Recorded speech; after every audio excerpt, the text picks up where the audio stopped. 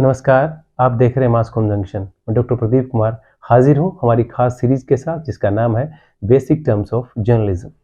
आज इस सीरीज में जिस टर्म के बारे में हम चर्चा करने जा रहे हैं उसका संबंध न्यूज़ रिपोर्टिंग से।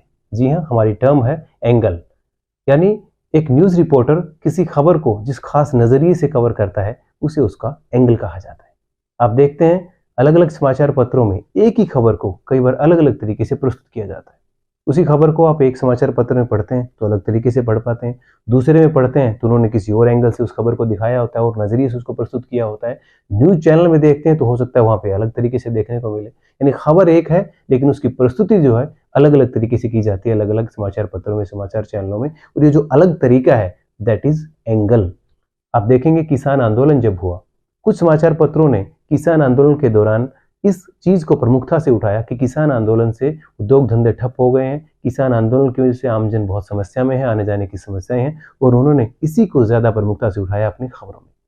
कुछ समाचार पत्र ऐसे भी रहे जिन्होंने किसानों को ज्यादा प्रेफरेंस दी और कहा कि किसान जिनमें बुजुर्ग भी हैं, महिलाएं हैं, खुले छत के नीचे सो रहे हैं, खुले आसमान के नीचे सो रहे हैं, और वहां पे जो है इंतजाम बहुत ज्यादा अच्छे नहीं किए गए हैं प्रशासन की तरफ से, और उनकी समस्या को जल्दी से जल्दी सुना जाना चाहिए। उन्होंने इस एंगल से भी उठाया।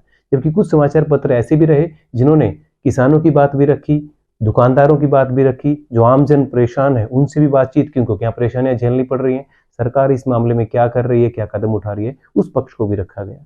यानी हो सकता है कोई ऐसा एंगल था जिसमें एक ही पक्ष को रखा गया, हो सकता है कोई ऐसा एंगल था जिसमें किसी दूसरे पक्ष को रखा गया, और कुछ ऐसे समाचार पत्र या समाचार चैनल भी रहे जिसमें सभी पक्षों को रखा गया, तो उनका ये नजरिया था, उनका ये एंगल था।